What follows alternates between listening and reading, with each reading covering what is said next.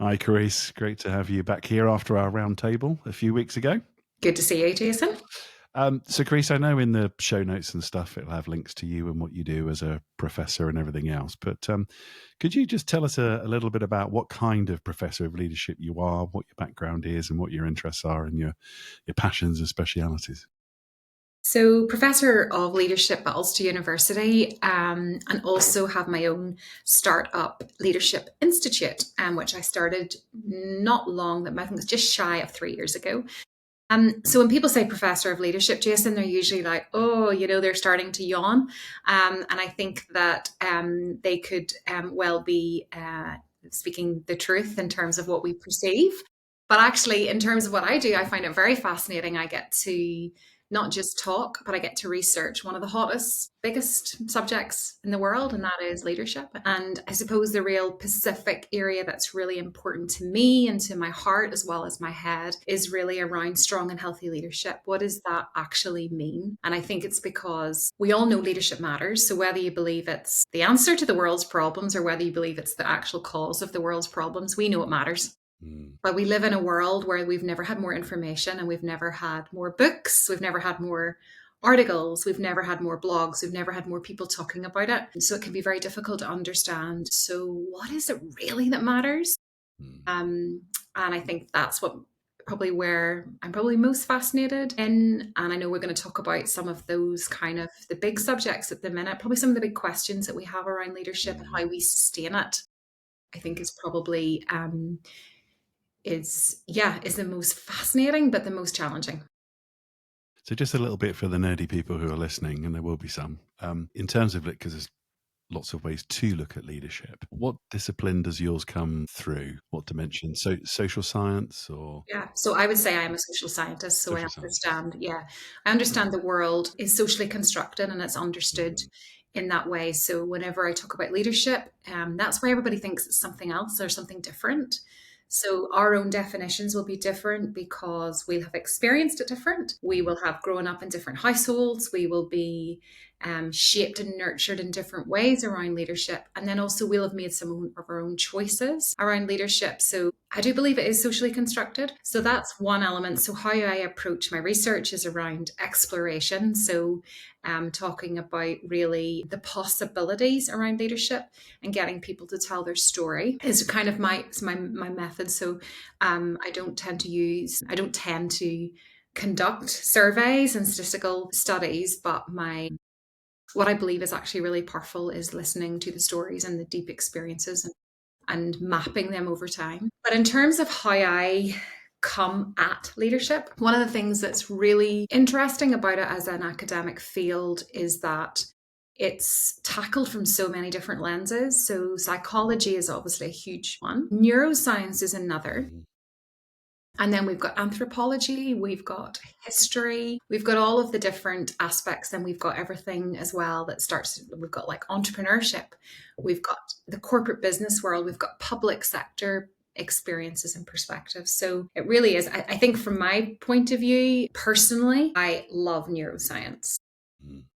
I just think it's amazing how fearfully and wonderfully we've been made Mm. and how our brain functions. And Mm. actually, one of the things that I'm writing about at the minute that I'm really fascinated about, and I still know very little about, and there'll be people on this call that will be neuroscience and can correct me and tell me, but I'm certainly exploring I suppose, trying to better understand how we work as leaders and what actually really matters. So I'm just really fascinated about our responses, Mm. our inclinations, how we make assumptions, and what does that mean in terms of our behaviors and our decisions, especially at a time like this when we are what I call, using I'm borrowing Mark Sayre's term, the grey zone. What does that actually mean? And it's actually fundamental, because most people say, where are you going, to leaders? And leaders say, well, I know where I'm going here. But there's a question that needs to come before that, and it's where are you coming from? And it's always a puzzling question when I ask people, so where are you coming from? Because there is a place from which you come and you look at things, and that's the mindset. It's back to, so how we view things is how we do things. So that viewpoint is shaped by, well, physiology. It can be our emotions, it can be our experiences, our upbringing, all of those things that I talked about being socially constructed, but they all shape how we view things. And I think that's a starting point, Jason, to a lot of the Yeah. questions that you raise in your Yeah. research. It's like, what are we going to do? Yeah. How can we do this? Well, actually, the responsibility is on me and you. It's not ultimately about us, but the responsibility starts with us and it's below the iceberg. Yeah. I think it's one of the reasons it's been exciting to talk with you. And then when we had our round table a little while ago with my leadership students, I come from a different perspective, having trained as a leader, just as a pragmatic leader, but a theology of leadership. But I use from geography, the idea of maps. Mm, We want to know where we are, and map overlaying. So take constructivist accounts, psychological accounts, neuroscience accounts. If we overlay those and theological ones of leadership, you get to see something in the way that geographers look for hotspots. And I like the idea of consilience, that you just put things together and see what do you notice? And then it creates some very fertile conversations to try and understand, where am I? And like you say, don't even know where we might think we want to get somewhere, but if we're going to get there, we think it looks like from there to there, but put your maps together and you suddenly go, oh, okay, we need to go through the route of, we've got to deal with issues of that we're going to face, and we surface these issues together. There's not one map that can do it all. Psychological issues won't get us all there, or theological ones, or so yeah. yeah, as we have these conversations, that's where I'm coming from. In particular, I'm always thinking theologically, how can we Yeah. understand that? But the mapping Yeah. point is really well made, because Mm. if we pull on the thread of the grey zone in this idea that Yeah. probably the terrain or the landscape from which we have Mm. always known about, what leadership should look like and what works and what doesn't work, Mm. that kind of landscape is now met with a vast and endless sea. And Mm. it's like, that's the mapping. So then how do we map a new terrain that's not necessarily a landscape, but is possibly a seascape? How do we even do that? So I think people are saying, so I'm probably asking, so where do we start? And Yeah. you're saying, then how do we journey? And that's why I love that idea of the mapping. Mm. You make a really, really good point, and I've not really considered the geographical lens, but Yeah, and of like all things, analogies and methods has its limitations, but another, with a map you can't make a perfect map, or you'd make the whole thing. So but we need, one of the things I talk about is iteration yes. with maps. You're trying to find pathways and routes. So, yeah, does it get you somewhere?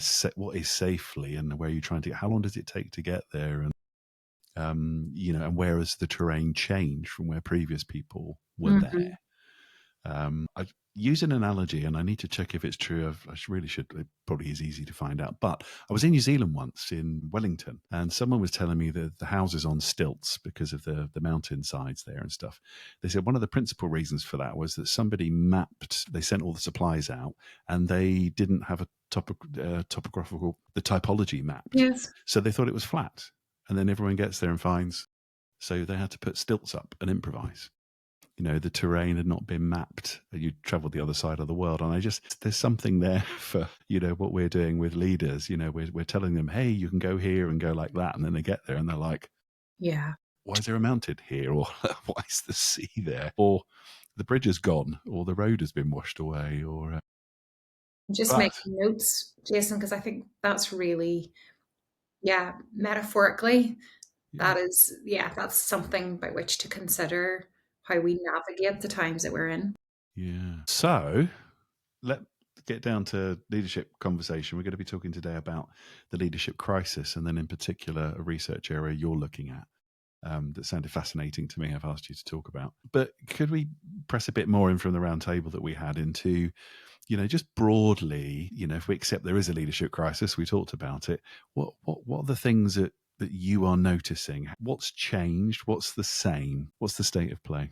Okay. So I would say, first of all, that when I consider leadership, I'm considering what is the narrative for this time and this space and place in history. And the narrative of leadership is quite, it's destructive, it's problematic Mm, for us as society. And I say it's problematic probably in four different ways. And the first one is really around the drive for toxic individualism and this sense of mm, like, really caricaturing leadership into these these stereotypical figures. And it's really unhelpful in terms of relating to it because the reality is not one leader makes any change by themselves. I don't care who you are, even the president of the United States or whatever. We're not going mm, to start to go down a political route, but those types of ideologies around mm, leadership, positional power, I think that's really problematic because we need to mm. view it through a system lens. Yeah. And then the second one is really around the drive for celebrity status. And it's really evoking a different type of crisis. And that crisis to me is around what is real and what is fake and how do we know? And that's becoming greatly challenging with thanks to the speed of AI technology. Yeah. But more than the fact that our fascination with like celebrities who just basically can tell us what to eat and drink and where to go on holidays, what to read. And I think that's crept into leadership. So we see that fueling, but this is what people want. So let's give them what they want when people mostly don't know what they want. And then the third area for me that I think is really problematic is the drive for efficiency. Mm, Real resource constraints are just really creating like pressure cooker environments where the drive for efficiency has never been greater. And the problem with efficiency is it's really problematic for how we build relationships. If I decided I'm going to be very efficient as a wife and look at all of my relationships, even as a mother, that is not a way to build connection. That's a way to like destroy relationships. And I think that's crept in and that's how we measure success. And then mm, the fourth area really comes from a book that I'm reading at the minute by Chris Sayers on the Siren Call, which is talking around the pursuit of attention. mm, And I was listening to an Awaken podcast this morning, and John Tyson was talking about this war of attention. So I think that's a real problem for leaders as well, is that mm, like we've got the algorithms and technology that are helping companies, I would say, manipulate our choices and get us to like or dislike or to buy or not, whatever. But that pursuit of attention is how do leaders, mm. Yeah. how do they get their followers, how do they get their people to actually pay attention to them, and what kind of means looking at sort of ethical views in that, Mm, manipulation, all of that, and how we do that. So I think those are the four problematic mm, dimensions to the narrative of leadership that are probably perpetuating the crisis that we're in.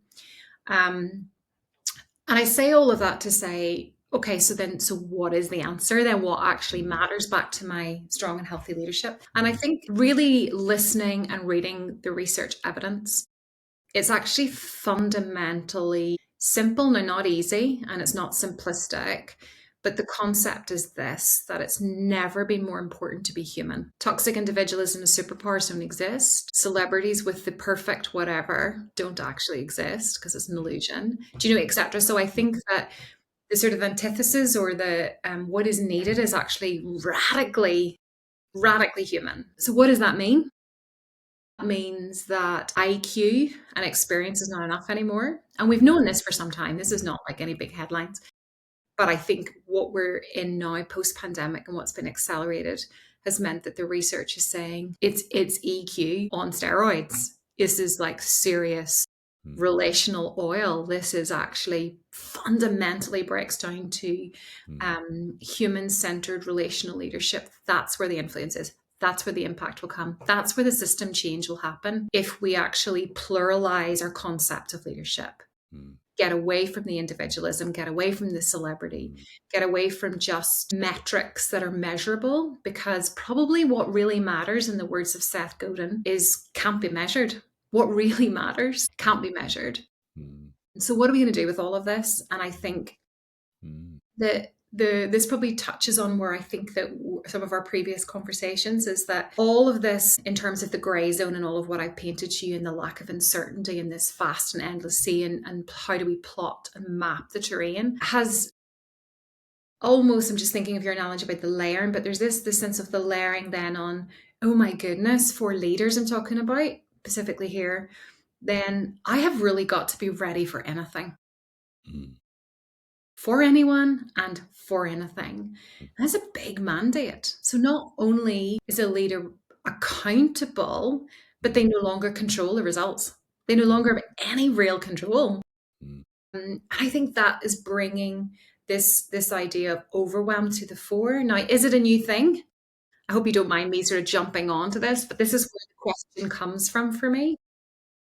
Overwhelm's not a new thing in terms of mm, leadership literature. So if we go back to the seminal piece that everybody, I'm sure, was very aware of, which is this, Ronald Heifetz, and he talks mm, about him and his colleague Laurie in 2001 talk about adaptive leadership.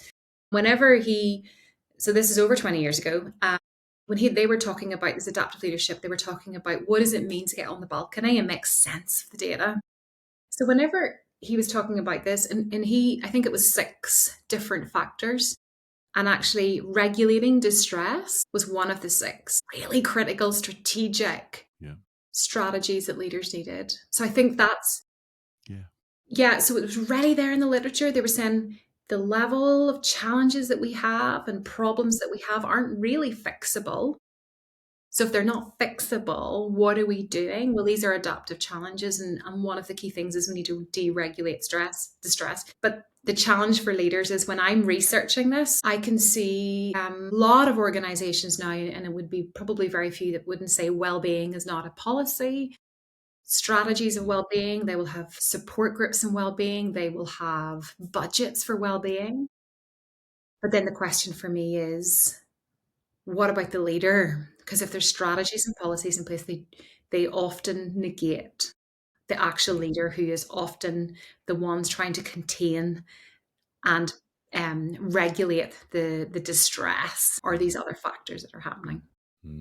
gosh, fascinating. So many dimensions there. One of the things it makes me think about is when I was doing my PhD research back in the day, I noticed something that all the accounts that are trying to make, these maps, trying to make sense of human nature and the world, whether it was philosophy or, theology or social sciences or humanities or anthropology, a lot of them would make their accounts and say, this is what people do.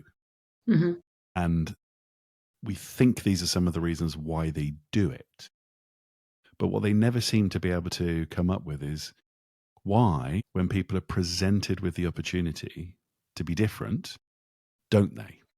Unless you have the psychological and biological, it's just the way we are. Take commodification, consumer culture, take the attention. You can map it all out. Ultimately, human beings will again and again choose the easy path to avoid pain, and you follow all that through. No wonder we have an inability to process pain. It's not just that we have issues of resilience. We are just traumatized by too many things that never used to traumatize people because we never learnt how to. So one of my convictions, I want to try this out with you, so it's nice to have a chat with you.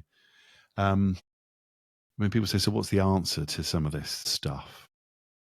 And I say, I think we're going to have to come to a place where, in terms of desire, let's take the psychological, we've talked about the affective, and we're in a world rampant with desire. People want to be, and, the soul is now psychological. And, it's like, okay, what do you want to be? Are you happy? Because people are reporting happiness, that is, they're not happy with this endless pursuit of copying a celebrity and going on holiday and perfection. And even though what they want is something beyond that. So, but I think one of the things that's going to have to happen is we're going to have to come to a place where it's attractive or available to people to receive identity from other people or other things. So we used to live in a world where belief held you. You didn't hold beliefs. Now we're believers that hold beliefs. There's Vincent Miller as a wonderful theologian on that. It used to be what I believed was the thing. My family gave me identity. How you knew who you were before we had mirrors. You looked at people and they go, oh, you look just like your dad. And your sense of yourself was from other people. Well, now we deny our sex and gender. We deny our background. We're told we can be anything we want to be. We follow people who create whoever they are with no sense of who they are at all. And we're not creating what sense of self are we creating? So I think one of the most wonderful messages, and we're Christians, is that there is a givenness. That's an ontological understanding. God created us. God Yeah. made us. We don't come from nowhere. We're not ex nihilo. We're part of a fabric of society, tradition, history, and everyone's trying to throw it all away and just create themselves and avoid pain at the same time. That's what I see. And so I say to people, hey, unless you discover who you are not free to create who you are. Yeah. You need help with that. Yeah. Does that make sense? Yeah. So can you imagine then you layer that for a leader in an organization where people are told, just, you come to work and you don't need to bring all that other stuff, but it's there, it's transference, it comes Mm. up and it bubbles up and Yeah. I was leading a senior female leadership program.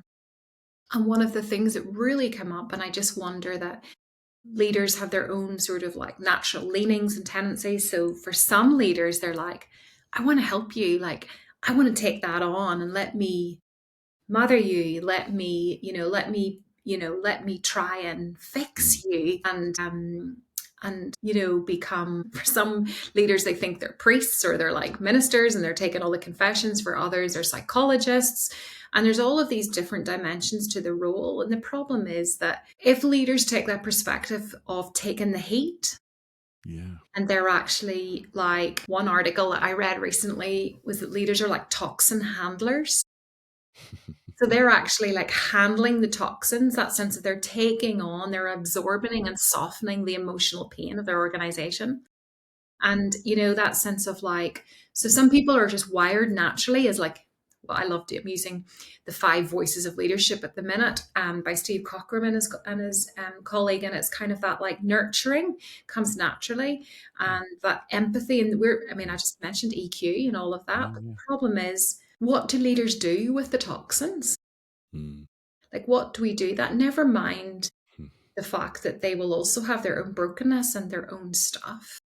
So I suppose what I'm becoming more and more aware of is a sense of how can leaders create that container for their own psychological, emotionally, mental Mm. health that actually enables them to sustain leadership endeavor, because leadership's never been more difficult, it's never been more costly, it's never been more emotionally, mentally, physically demanding. So I would say that you get all of that Yeah. mix that's happening in society, and it really is it's becoming Mm. really problematic. It's driving the disenchantment that you talk about, Mm. and that Simon also talks about. It's driving the disappointment and the resultant lack of trust, Mm. and that is really creating huge challenges for leaders emotionally and mentally that I don't think they would have had. Mm.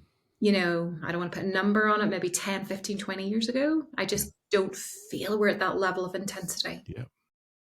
Yeah, and it does. It feels like, I mean, organizations I'm working for, my wife's working in, everyone I've worked for, everyone I know, just the sheer volume of psychological, relational, emotional distress from Yes. everyone who's working for them Yes. is just off the charts because of the way that we're living. And you keep thinking, this isn't sustainable. No. And No, it's how does the leader help?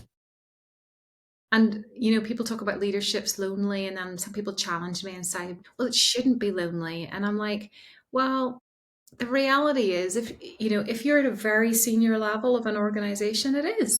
It Yeah. just is, because you can't have best friends working for you. You just can't. I mean, if you think that you are, it's never goes well. So I think that sense of like, how can we truly understand? So back to my neuroscience point, one Mm. of the most helpful things that somebody pointed out to me about 3 years ago was Dan Siegel, who's a neuroscientist, and his colleagues come up with a Yeah. healthy mind platter. I know. So Yeah. I don't know, here in the UK, we have, Yeah. the 5 a day. Yeah. Have your five, your 5 a day, your fruit and veg. They created this healthy mind platter. So the 7 essential nutrients for balance in your brain that Mm. actually promotes health, that actually sustains you. And what is Mm. really interesting about their healthy mind platter is they say it's daily. Mm. So it's not going to retreat once a year for 5 days and you'll be all right. It's not about, do you know what I mean, these one-off quick fixes. It's about Yeah. patterns. It's about of how we make our choices. It's what we prioritize. And I think the biggest thing around that, Jason, is around attention. Yeah. Is what gets our attention, you know? I think that's, what gets our attention, is it the emails? Is it all the demands of other Mm, people? How are we paying attention to our soul? yeah.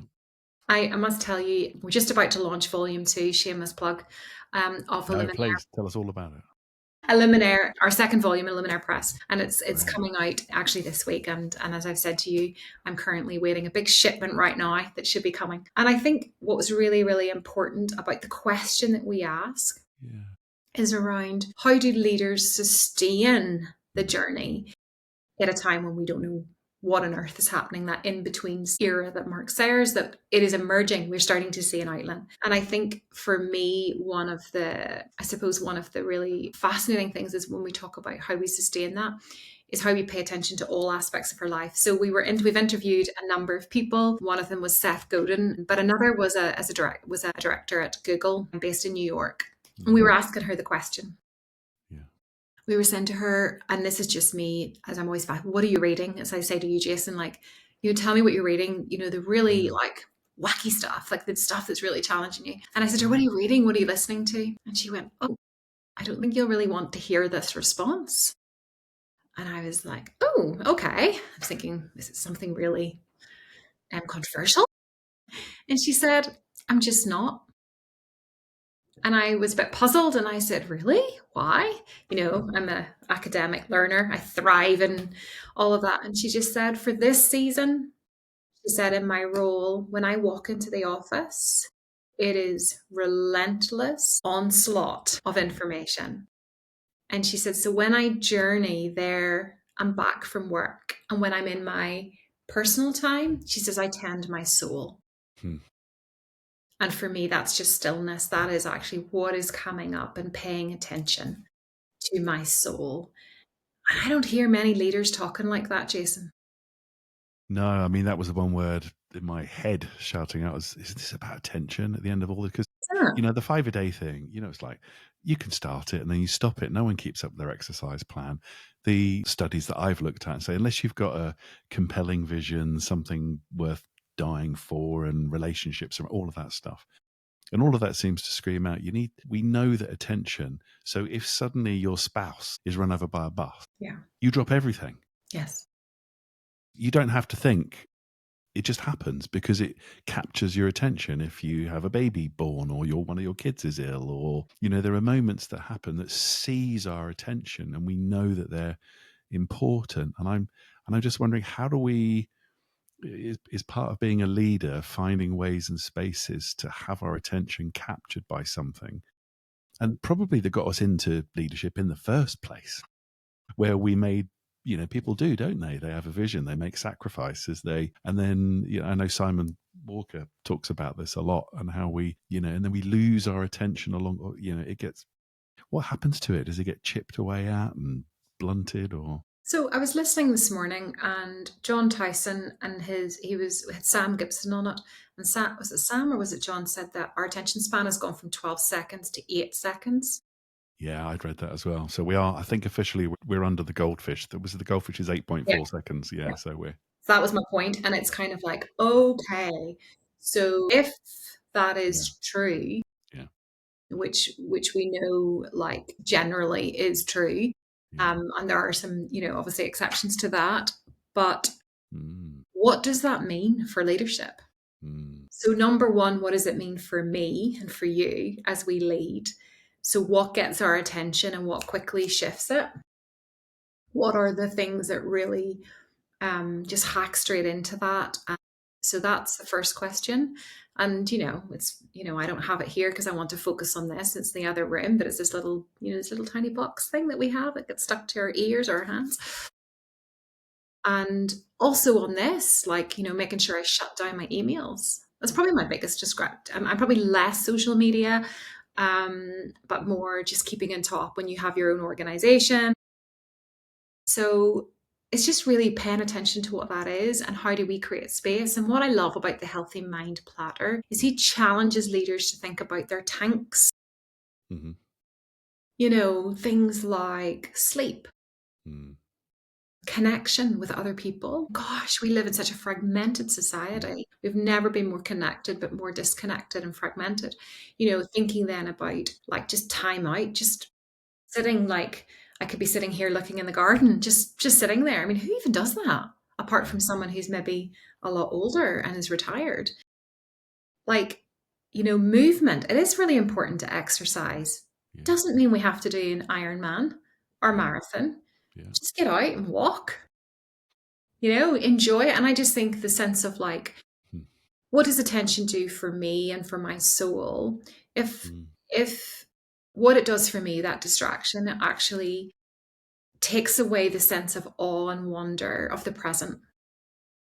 Because the pursuit of attention is either comparing the past or it's anticipating a future. Now, there's nothing wrong with anticipating a future and setting goals and Mm. spirit of possibility and visioning. We all know that's important. Mm. But in one way, we can't live in the past. Mm. But we also can't live in the future. So how do we become present? And I suppose there's a lot of like, Yeah. I think it's for the field of psychology that talks about being present and mindfulness and all of that. And Mm. we know that from the Bible. The world's just catching Mm. up. We know the importance of being present. It's Yeah. actually it's really not just for our soul, but for our people Mm. in our lives. Mm. And again, this all matters for Yeah. leadership if we're going back to what is truly and Yeah. fundamentally human centered leadership. If that's the mandate, then all of these principles have got to be Yeah. prioritized. Yeah. And as Christians, we've got something to say in terms of our theological anthropology. What does it mean to be human?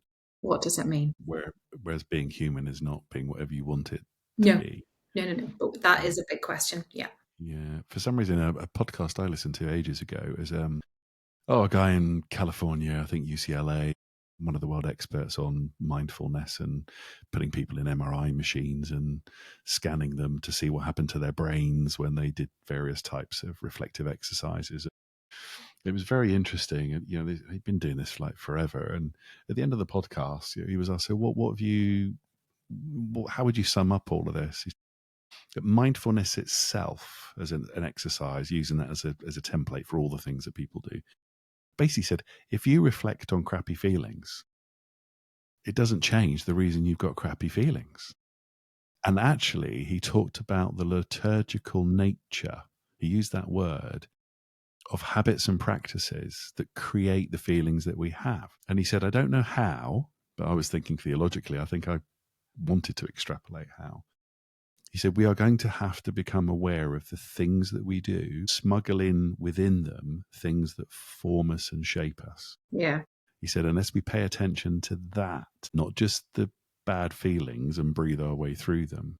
Yeah. He was asked to give some examples, and he gave some examples of religious people. The Dalai Lama was one, but Christian monks as well.